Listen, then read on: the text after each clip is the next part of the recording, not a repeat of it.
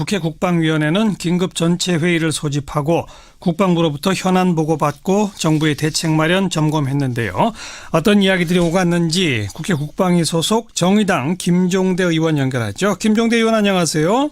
네, 안녕하세요. 예, 북한은 대륙간 탄도 로켓 장착용 수소탄 시험에 성공했다 이렇게 발표했는데 우리 국방부는 어떻게 파악하고 있던가요? 대체로 동의하는 분위기입니다. 아, 그래요?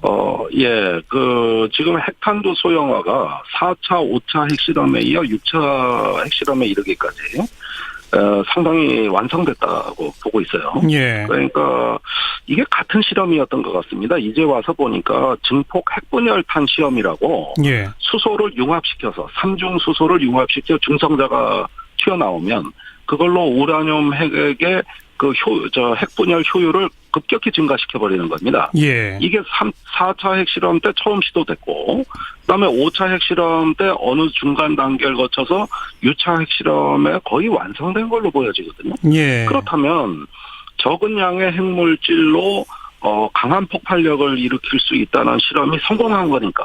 예. 그건 뭐냐, 소형화, 경량화가 이제 임박했다는 얘기거든요. 예. 그렇다면은 대체로 북한 발표에 대해서 이의를 제기하지 못하는 상황인 것 같습니다. 그러니까 소형화, 경량화, 게다가 수소폭탄.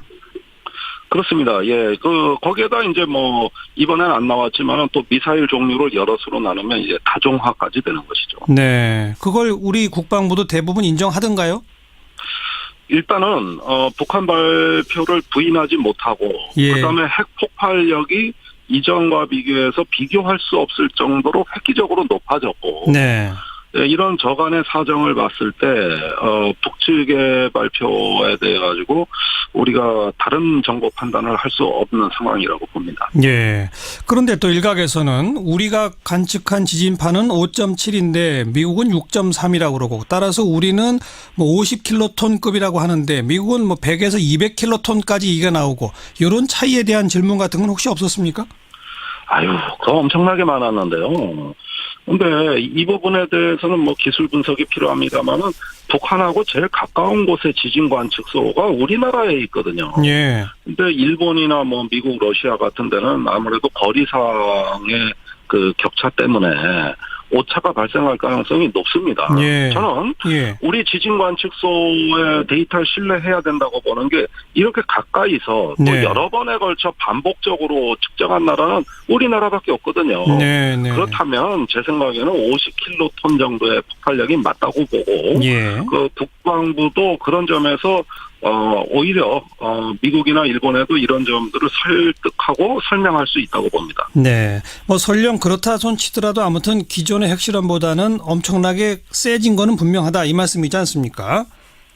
이 정도 폭발력이면은요, 히로시마에 투하된 원자 폭탄의 4배입니다. 예. 그때 당시에 현장에서 즉사한 게 6만 명, 이후에 12만 명의 또 사상자가 추가로 발생했지 않습니까? 예. 그러니까 그 4배가량의 위력이라면은 이거는 많은 양의 핵 물질을 폭발시켜서 이 정도 냈다는 건 너무나 비효율적이고, 예. 적은 핵물질을 효율을 높여서 이렇게 폭발시켰다고 보는 게 합리적이고, 북한 주장도 그래요. 네. 그럼 그렇게 소형화, 경량화 되고, 그러면 이제 탄도로켓의 장착도 가능하다는 거고, 이렇게 되면 문재인 대통령이 얘기한 레드라인을 넘어선 겁니까? 아직 아닌 겁니까? 저는 일단 그 말이 어폐가 있다고 봅니다. 문재인 대통령께서 왜 그런 말씀을 하셨는지 모르지만 원래 우리 정부 입장에서 레드라인은 없다 그랬거든요. 예. 그런데 문재인 대통령이 핵탄두가 미사일에 장착되는 단계, 거의 실전 배치 단계를 레드라인이라고 표현하셨어요. 그렇습니다. 그렇다면 실전 배치 이후 단계는 없지 않습니까? 예. 이게 핵 개발의 마지막에 이제 활용 점정 단계 아닙니까? 예. 우리가 레드라인이라고 할 때는 뭡니까? 이 중간 단계의 어떤 하나의 선을 거서 요 선만 넘어가면은 가만 안 두겠다. 그래 다음 단계에 맞겠다. 이럴 때 레드라인이란 말이 의미가 있는 것이지. 예. 모든 게 다 끝나버리고 실전 배치되고 이미 탄두가 장착이 돼가지고 그 배치되는 단계라 그러면 이제 레드라인이 아니라 이거는 이제 그 다음 다른 대응을 해야 되는 것이겠죠. 그런데 지금 문재인 대통령이 얘기한 레드라인에도 아직 근접되지 않았다고 보는 것은 한 가지 북한이 빠뜨린 기술이 있습니다. 뭡니까?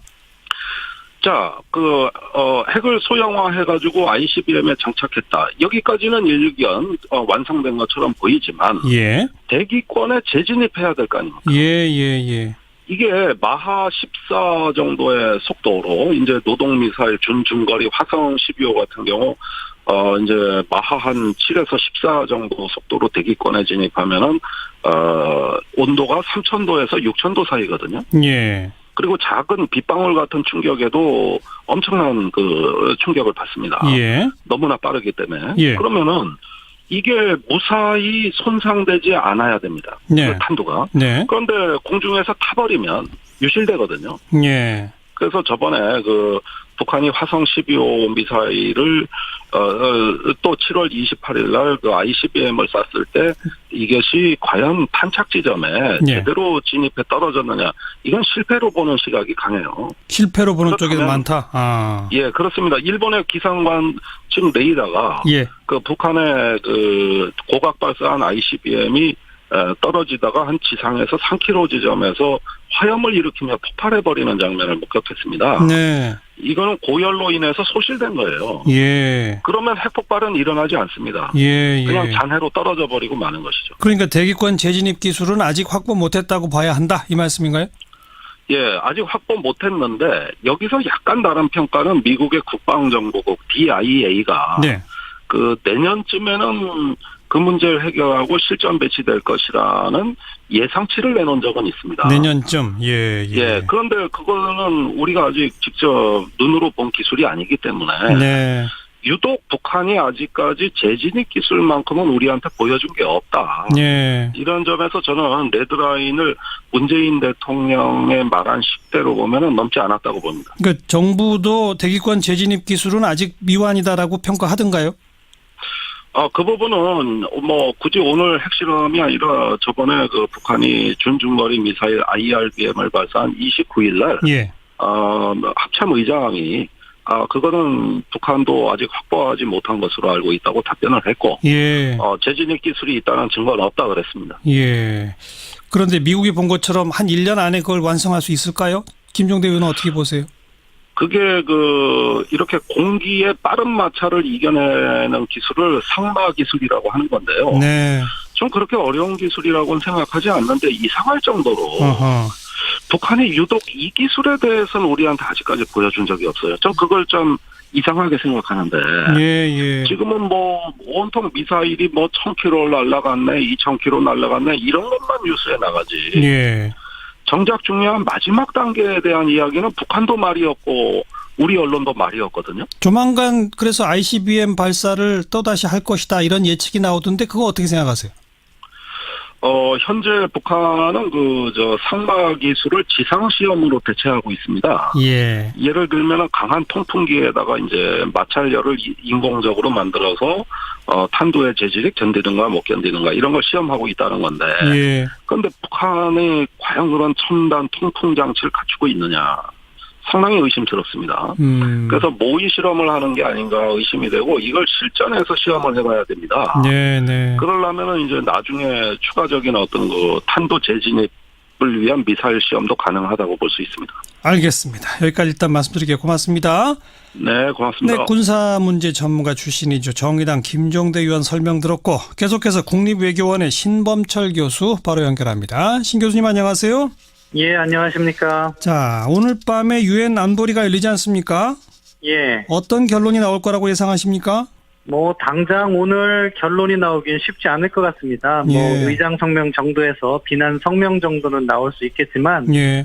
결의안에 대해서 각자의 입장을 밝히는 것 말고는 당장 무슨 새로운 결의가 이루어지기는 좀 시간이 걸릴 것 같습니다. 그래도 미사일 발사보다도 사실 핵실험은 더 엄중한 거 아니겠습니까? 자, 가장 관건은 원유 공급 중단 등등의 강력한 대북 제재가 나올 수 있을까요? 어떨까요? 예, 미국은 그 카드를 꺼낼 겁니다. 그래서 원유 정출 중단이라든가 이런 것을 통해서 북한의 셈법을 바꿔야 된다. 이런 이야기를 할 텐데 예. 중국과 러시아는 현 단계에서는 아마 그것을 바로 수용하진 않을 것 같습니다. 예. 그쪽에서는 북한의 그 핵실험을 규탄은 하지만 예. 늘 이야기하듯이 모든 관련 당사자가 자제와 냉정을 찾아야 된다. 그리고 대화로 풀어야 된다. 이런 원론을 반복할 건데요. 예. 결국에는 이제 미국이 이것을 관철하기 위해서 중국을 얼마나 압박할 수 있을 것인가. 예. 경제적 카드, 세컨더리 보이콧이나 그렇죠. 아니면 군사적 카드 이런 걸 얼마나 활용할 것인가에 달려 있다고 생각합니다. 네, 미국은 그 카드를 즉 세컨더리 보이콧 같은 카드 또 군사적 압박 카드 어느 정도 사용할 거라고 예상하십니까? 이번에는 조금 더 가시화할 거라고 생각해요. 세컨더리 보이콧 같은 경우에는 뭐 여러 차례 이야기를 했지만 막상 그것을 행사하자니 제재받는 중국 기업과 거래하는 미국 기업도 손해를 입게 되고 따라서 그렇죠. 미국이 신중할 수밖에 없는 상황이고 예. 군사적 옵션 같은 경우에도 한반도에서 전쟁이 일어날 경우 주한미군 가족이라든가 또는 한국에 있는 미국 시민주권자 그리고 동맹국인 한국의 국민들이 많이 다치거나 피해를 입기 때문에 예. 쉽게 사용할 수 없습니다. 예. 따라서 그런 것을 압박카드로 사용하면서도 구체적인 안에 대해서는 고민이 여전할 거라고 생각합니다. 네. 북한은 결국 6차 핵실험까지 왔고 추가로 ICBM 발사 실험까지도 할 거라고 보시죠? 예, 뭐 ICBM 발사는 뭐 다음 수순이라고 생각합니다. 네. 관건은 과연 북한이 얼마나 기술적으로 재진입 기술이라든가 그런 부분에서 진전이 있었을까 하는 예. 부분인데요. 예. 북한으로서는 ICBM 발사 실험을 하면 어느 정도 성공된 모습을 보여야 되는데 예. 아직은 그런 기술을 갖추지 못해서 ICBM만큼 그러니까 화성 14형만큼은 실거리 사격을 하는데 조금 시간이 걸릴 거라고 생각합니다. 어쨌든 북한은 뭐 국제사회의 강력한 제재에도 불구하고 내 갈 길 가겠다는데 그래서 결국 북한이 원하는 건 뭘까요? 그러니까 나는 핵 능력을 완전히 갖추고 있다. 네. 그리고 미국에 대해서는 미국을 언제든지 공격할 수 있는 능력이 있다. 예. 따라서 나를 자제시켜라. 그러기 위해서는 평화협정 같은 거 또는 불가침협정을 맺고 우리에 대한 제재를 해제해라.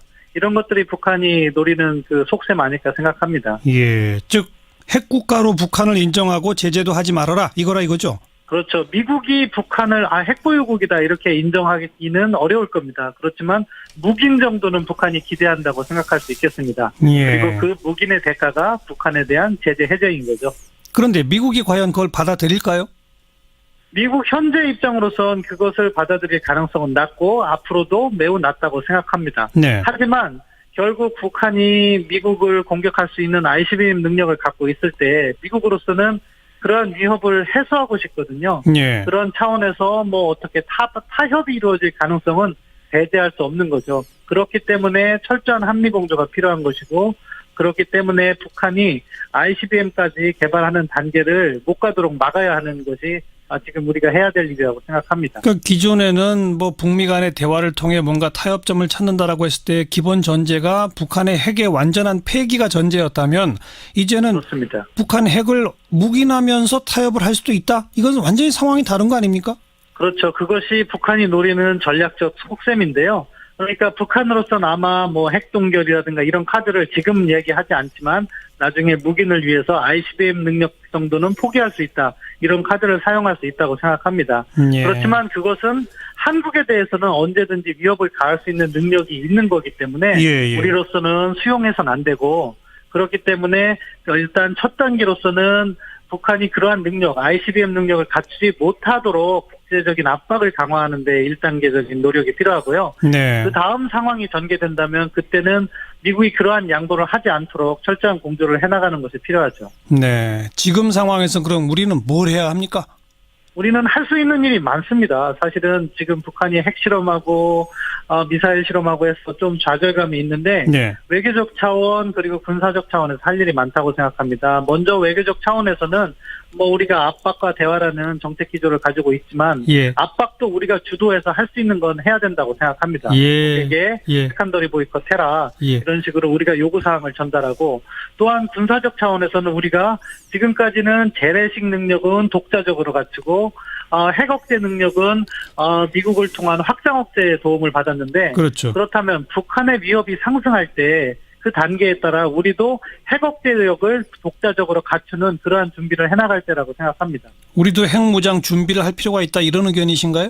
그렇죠. 그러니까 지금 당장 우리가 핵 보유하겠다, 전술핵 배치하겠다 이렇게 이야기할 필요는 없다고 보지만 예. 북한의 위협이 계속해서 상승하는 단계가 있지 않겠습니까? 예. 이제 뭐 핵실험을 통해서 핵 능력, 폭발 능력은 어느 정도 보여줬다고 하면 ICBM 단계가 있을 테고요. 그런 단계가 되면 예, 우리도 그러면은 이제 전술핵은 알겠습니다. 우리가 최소한 가져야 된다.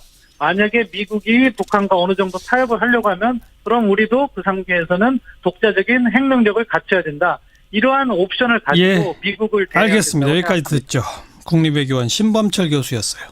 실패로 보는 쪽이 그렇다면- 많다. 아. 예, 그렇습니다. 일본의 기상관측 레이더가 예. 그 북한의 그 고각 발사한 ICBM이 떨어지다가 한 지상에서 3km 지점에서 화염을 일으키며 폭발해버리는 장면을 목격했습니다. 네. 이거는 고열로 인해서 소실된 거예요. 예. 그러면 핵폭발은 일어나지 않습니다. 예. 그냥 예. 잔해로 떨어져 버리고 마는 것이죠. 그러니까 대기권 재진입 기술은 아직 확보 못했다고 봐야 한다 이 말씀인가요?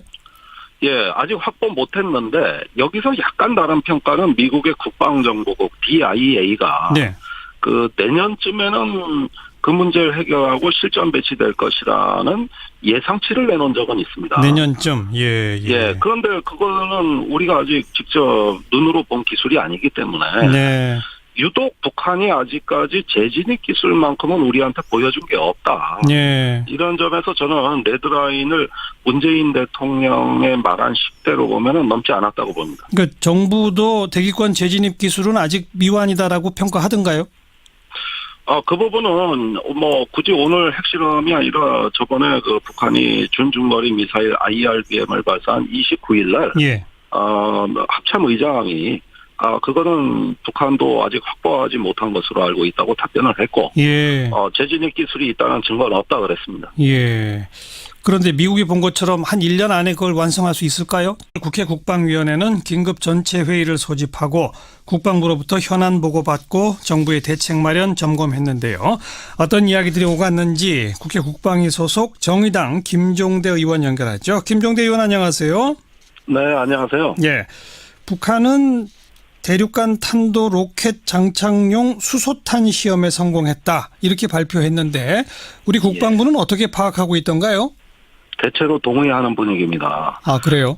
예, 지금 핵탄두 소형화가 4차, 5차 핵실험에 이어 6차 핵실험에 이르기까지, 상당히 완성됐다고 보고 있어요. 예. 그러니까, 이게 같은 실험이었던 것 같습니다. 이제 와서 보니까 증폭 핵분열탄 시험이라고 예. 수소를 융합시켜서, 삼중 수소를 융합시켜 중성자가 튀어나오면 그걸로 우라늄 핵의 핵분열 효율을 급격히 증가시켜버리는 겁니다. 예. 이게 4차 핵실험 때 처음 시도됐고, 그다음에 5차 핵실험 때 어느 중간 단계를 거쳐서 6차 핵실험에 거의 완성된 걸로 보여지거든요. 예. 그렇다면 적은 양의 핵물질로 강한 폭발력을 일으킬 수 있다는 실험이 성공한 거니까. 예. 그건 뭐냐, 소형화, 경량화가 이제 임박했다는 얘기거든요. 예. 그렇다면은 대체로 북한 발표에 대해서 이의를 제기하지 못하는 상황인 것 같습니다. 그러니까 소형화. 그런 점에서 오히려 미국이나 일본에도 이런 점들을 설득하고 설명할 수 있다고 봅니다. 네. 뭐 설령 그렇다 손 치더라도 아무튼 기존의 핵실험보다는 엄청나게 세진 거는 분명하다 이 말씀이지 않습니까? 이 정도 폭발력이면은요, 히로시마에 투하된 원자 폭탄의 4배입니다. 예, 예. 그때 당시에 현장에서 즉사한 게 6만 명, 이후에 12만 명의 또 사상자가 추가로 발생했지 않습니까? 예, 예. 그러니까 그 4배가량의 위력이라면은 이거는 많은 양의 핵 물질을 폭발시켜서 이 정도 냈다는 건 너무나 비효율적이고 예. 적은 핵물질을 효율을 높여서 으흠. 이렇게 폭발시켰다고 보는 게 합리적이고 북한 주장도 그래요. 네. 그럼 그렇게 소형화 경량화되고 그러면 이제 탄도 로켓의 장착도 가능하다는 거고 이렇게 되면 문재인 대통령이 얘기한 레드라인을 넘어선 겁니까? 아직 아닌 겁니까? 저는 일단 그 말이 어폐가 있다고 봅니다. 문재인 대통령께서 왜 그런 말씀을 하셨는지 모르지만 원래 우리 정부 입장에서 레드라인은 없다 그랬거든요. 예. 그런데 문재인 대통령이 핵탄두가 미사일에 장착되는 단계, 거의 실전 배치 단계를 레드라인이라고 표현하셨어요. 그렇습니다. 그렇다면 실전 배치 이후 단계는 없지 않습니까? 예. 이게 핵 개발의 마지막에 이제 활용점정 단계 아닙니까? 예. 우리가 레드라인이라고 할 때는 뭡니까? 이 중간 단계의 어떤 경량화 게다가 수소폭탄. 그렇습니다. 예, 거기에다 이제 뭐 이번엔 안 나왔지만은 또 미사일 종류를 여럿으로 나누면 이제 다종화까지 되는 것이죠. 네. 그걸 우리 국방부도 대부분 인정하던가요? 일단은 북한 발표를 부인하지 못하고 예. 그다음에 핵 폭발력이 이전과 비교해서 비교할 수 없을 정도로 획기적으로 높아졌고 네. 예, 이런 저간의 사정을 봤을 때 북측의 발표에 대해 가지고 우리가 다른 정보 판단을 할 수 없는 상황이라고 봅니다. 예. 그런데 또 일각에서는 우리가 관측한 지진파는 5.7인데 미국은 6.3이라고 그러고 따라서 우리는 뭐 50킬로톤급이라고 하는데 미국은 뭐 100에서 200킬로톤까지 이게 나오고 이런 차이에 대한 질문 같은 건 혹시 없었습니까? 아유, 그거 엄청나게 많았는데요.